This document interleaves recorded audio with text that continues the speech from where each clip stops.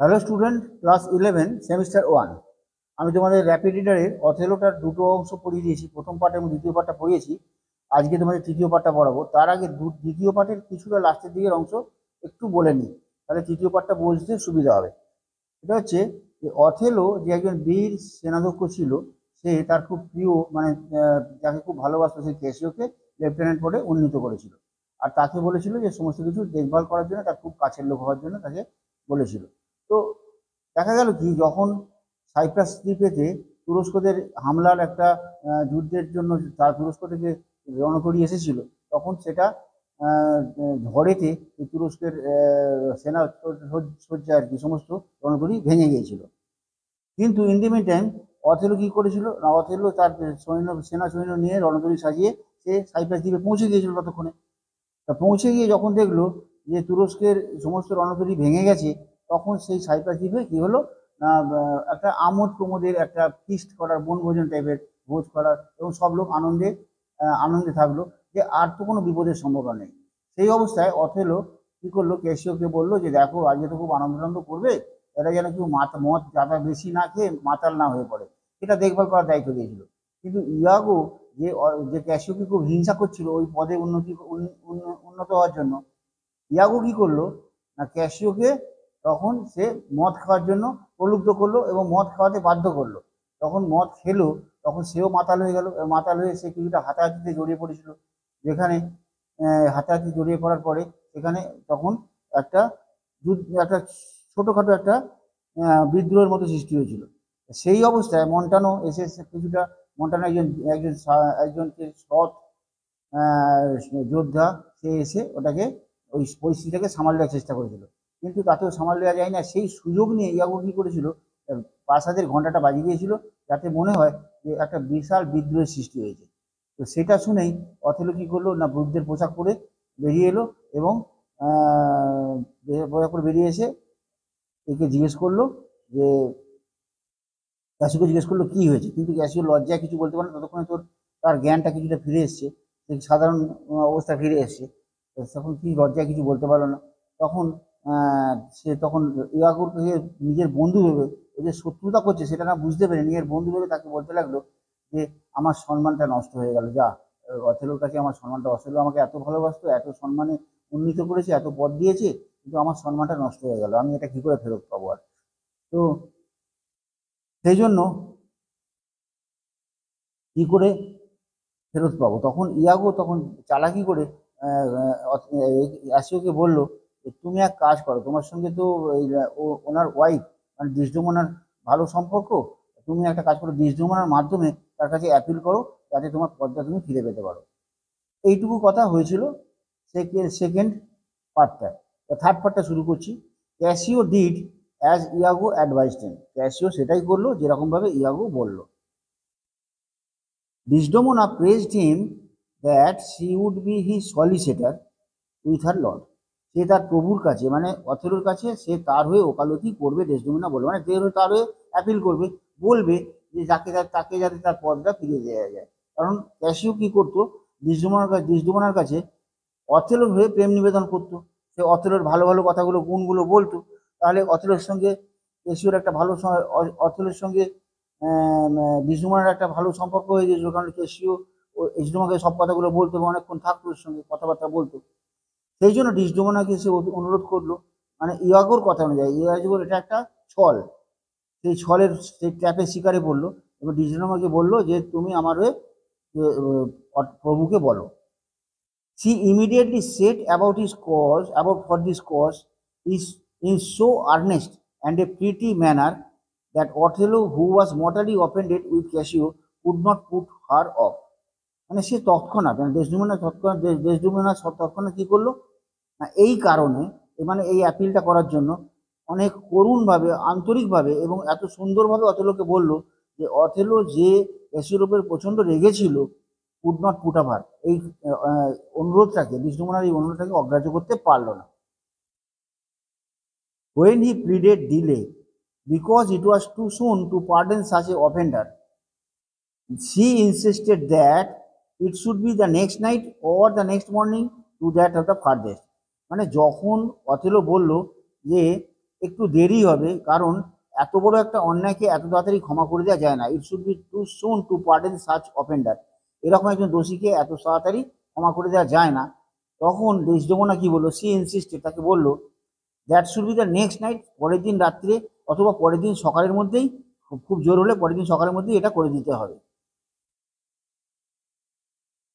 Then she showed how penitent and humble poor Cassio was, and that was his offense did not deserve punishment of such magnitude. তখন সে এই কথাটাও বলল যে কতটা দুঃখিত এবং অনুতপ্ত এই ক্যাসিও, যে তার সামান্য এই দোষের জন্য এত বড় শাস্তি সে পেতে পারে না, মানে এত বড় শাস্তি সে পেতে পারে না। But Othello still Hang back, কিন্তু অথেলো তবুও অবিচল রইল, মানে তার যে কথাটা বলেছে যে না সে করবে না, সেই ব্যাপারেই সে রয়ে গেল। সো সি সেড, তখন দেশডেমনা বলল, what my lord, that I should have so much to do to plead for Cassio. ক্যাসিওর জন্য এত কাকুতি মিনতি করতে হচ্ছে কেন তোমাকে, মাইকেল ক্যাসিও, যার জন্য। And what came a courting for you, যে তোমার জন্য আমার কাছে প্রেম নিবেদন করতে আসে। And often times when I have spoken in dispraise of you, যখনই আমি তোমার সম্বন্ধে কোনো নিন্দে করেছি, has taken part your part, তখন তো সে তোমারই অংশ নিয়েছে, তোমারই পক্ষ নিয়েছে, তোমার পক্ষ নিয়েছে, তখন কথা বলেছে। তখন আমি তোমার নিন্দে করতে গেছি, তখন সে তোমার পক্ষ নিয়ে কথা বলেছে। তাই আজ তার এত বড় সে দোষ করেনি, তাকে ক্ষমা করে দেওয়া যায় না, এটাই বলতে চাইতো। I count this but a little thing to ask of you, আমি তো তোমার কাছ থেকে সামান্য কিছুই চেয়েছি। When I mean to try your love indeed, যখন আমি বুঝতে পারবো যে তোমার সত্যি করে তুমি আমাকে ভালোবাসো কিনা, I shall ask a weighty matter, তখন গুরুত্বপূর্ণ কিছু চেয়ে বসবো। Othello could deny nothing to such a pleader, Othello তখন এই ধরনের একজন আবেদনকারীকে কোনো কিছু কোনোভাবেই অগ্রাহ্য করতে পারলো না।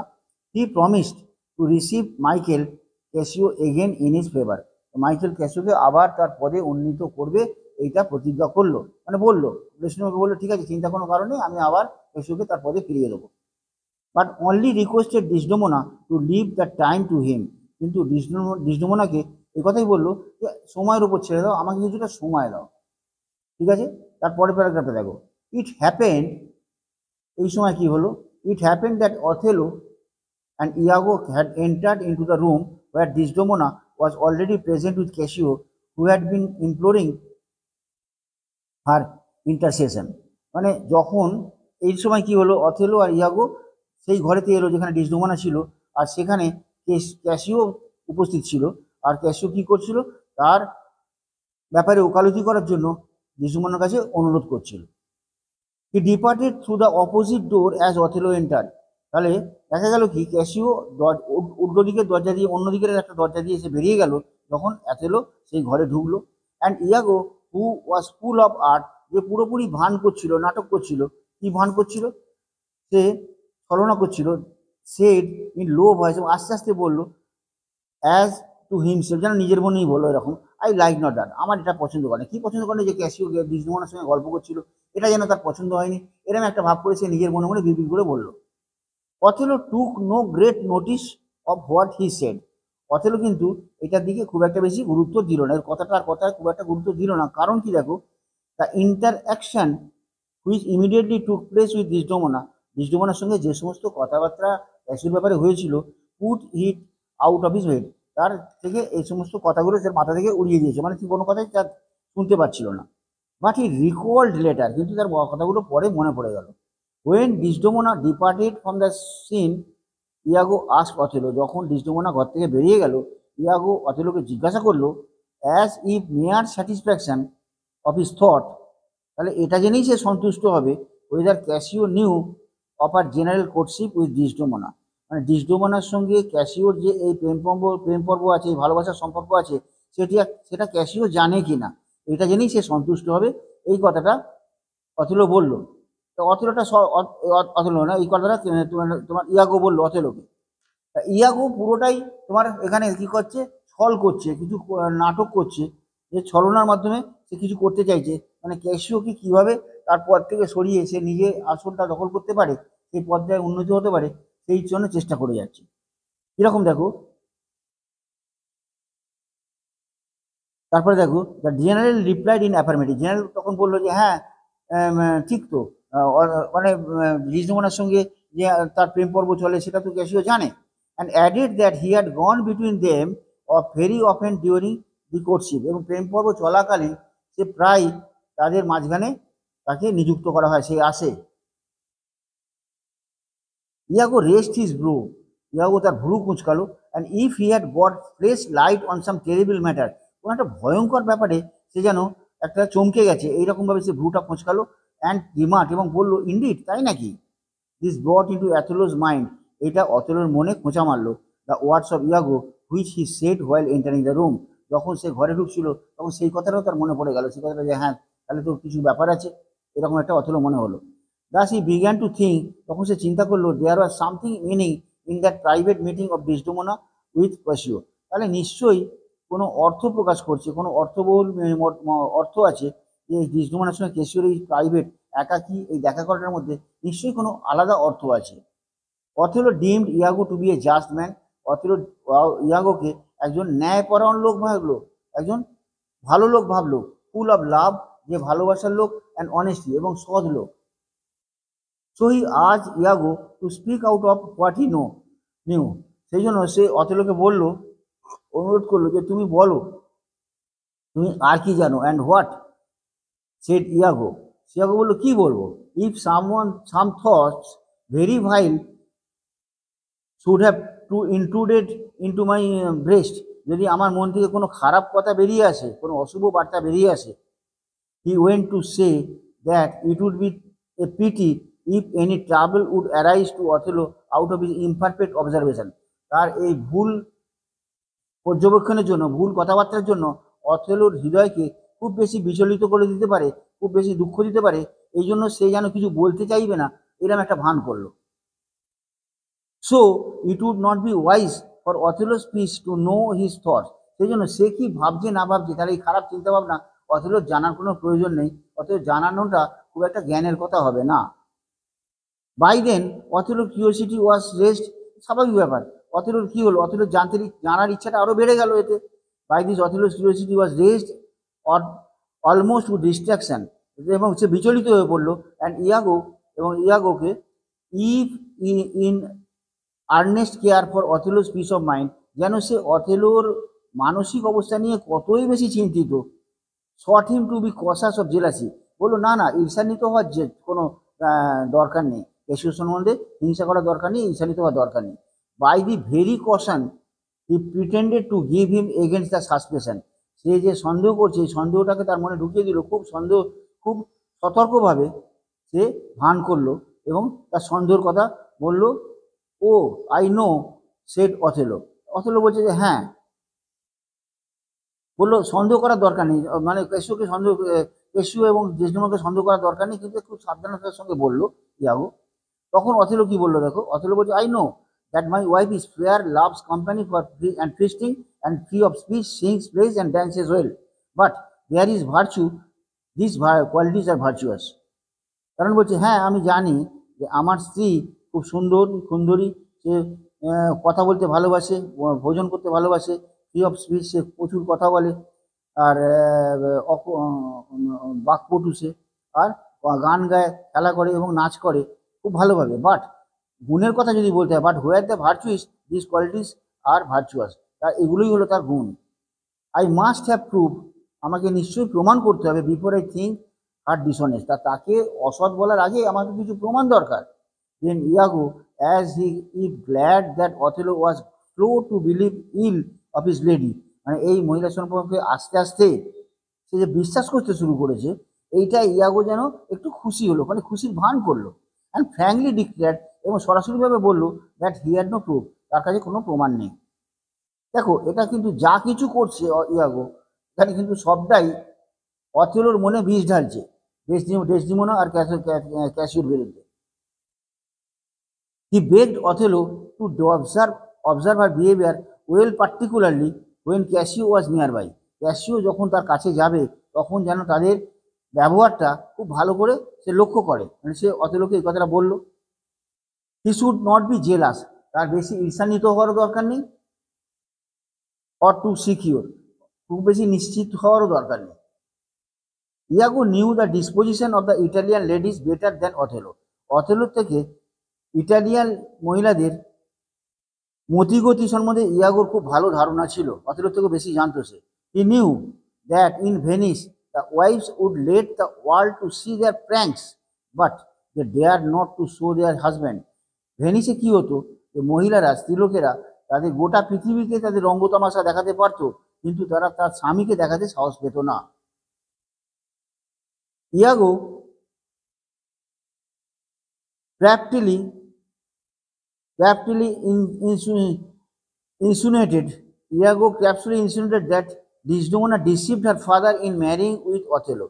ইয়াগো খুব চতুরতার সঙ্গে নির্দেশ করলো, বলল যে দেখো অথেলো ডিসডেমোনা তার বাবাকে প্রতারণা করেছে, তোমাকে অথেলোকে বিয়ে করেছে, অ্যান্ড ক্যারিড সো কুইজলি, এবং এমন সুন্দরভাবে সেটা গল্পটা বানিয়েছিল দ্যাট ওল্ড ব্যাবনসিও thought that witchcraft had been used. মানে মনে হচ্ছে যেন ডাইনিবিদ্যা, ডাকিনীবিদ্যা কোনো প্রযোজিত হয়েছে, কোনো প্রযুক্ত করেই সে যেন